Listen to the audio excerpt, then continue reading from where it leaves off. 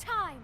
Hey guys, my name is Ryan. And I'm Skip. And welcome to Overwatch Central Quick Stat Guides. Fairly quick, fairly concise guides going over a hero's strengths and weaknesses, as well as other information such as when to play them and what they work well against. Today we are going over Hanzo. Hanzo is a sniper and defense hero with a fantastic potential damage output. His main weapon is the Stormbow. This works like a normal bow and arrow. Hold down your shoot button to knock the arrow and pull the string further back for a more powerful shot. As expected, these arrows have a travel time and will drop the further they go. Hanzo's first ability is the Sonic Arrow. This arrow will stick to any surface it hits and scan the area for enemies, revealing them with a red outline in an AoE around it for a short amount of time. Next up is the infamous Scatter Arrow. This arrow is split into multiple ones after hitting a surface. These arrows will all keep bouncing on any solid surface but cannot headshot. Hanzo can also wall climb. Hold down the jump button to climb any wall. That's it. Finally, Hanzo's ultimate ability, Dragon Strike. When activated, Hanzo shoots an arrow that turns into a spiral of 2 dragons. This deals heavy damage to anyone who is in the dragon's path. The ultimate will keep traveling until it is at the edge of the map.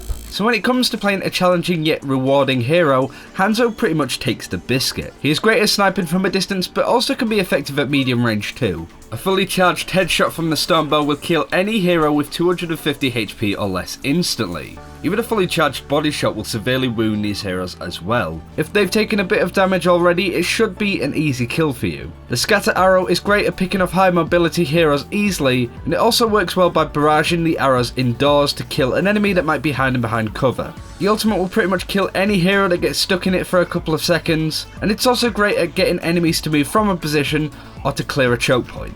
The biggest weakness of Hanzo is that he's a difficult character to pick up and play without any prior experience. With Widowmaker's hit scan capabilities and higher max damage per shot, some people just flat out prefer Widowmaker over Hanzo and find the sniper rifle more reliable as well. Hanzo is also pretty easy to hit as he moves around much slower when he's drawing his bow. His ultimate is powerful yet incredibly brash and obvious with how loud the famous Ryuga Wagateki audio cue is, and the ultimate itself is very easy to spot and sidestep as well. So what hero should you be aiming to attack as Hanzo? Well, Hanzo can easily get up high to a vantage point by climbing up the side of a wall. Getting a good view of the battlefield is definitely the first step you want to be doing as Hanzo. But when it comes to playing him, I won't say there's any hero in particular to look out for. Instead, you should be looking for pickoffs, like any sniper really. If the enemy are coming in with an organised push, you're more than likely to get a perfect Scatter Arrow and instantly take somebody out. Or you're more likely to land a couple of headshots to stifle the enemy's attack and essentially destroy their push before it's even started. The high value pickoffs are of course the likes of supports like Zenyatta and Mercy. Just make sure you've always got a keen eye on low health heroes because you are there to finish the job.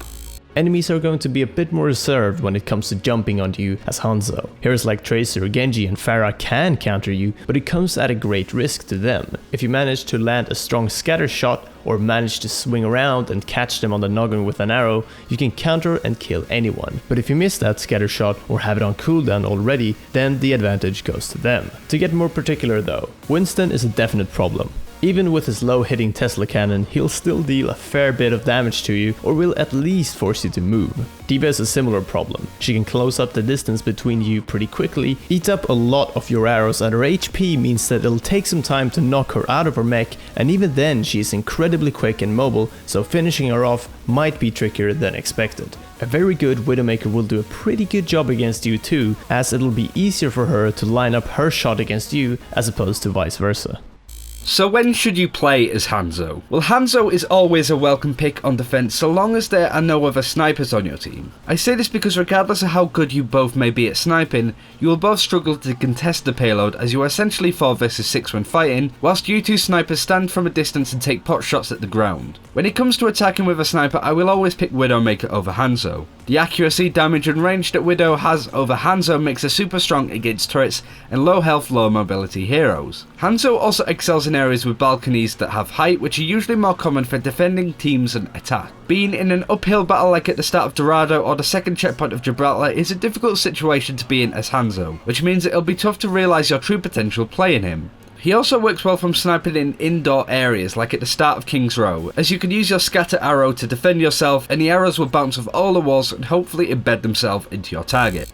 Scatter Arrow, or as we've deemed, Skill Arrow, is a nightmare to go up against. To use it effectively, you do not want to hit the target with the arrow itself. Instead, aim towards the flat ground in front of said target and shoot there. The arrows will then disperse and bounce up in the direction you've just shot, sending a spray at the enemy, usually taking down any normal to low health heroes in one shot. Be aware of stairs, steps or ground that isn't flat, as it'll send the arrows off into crazy directions and you'll just look a bit silly.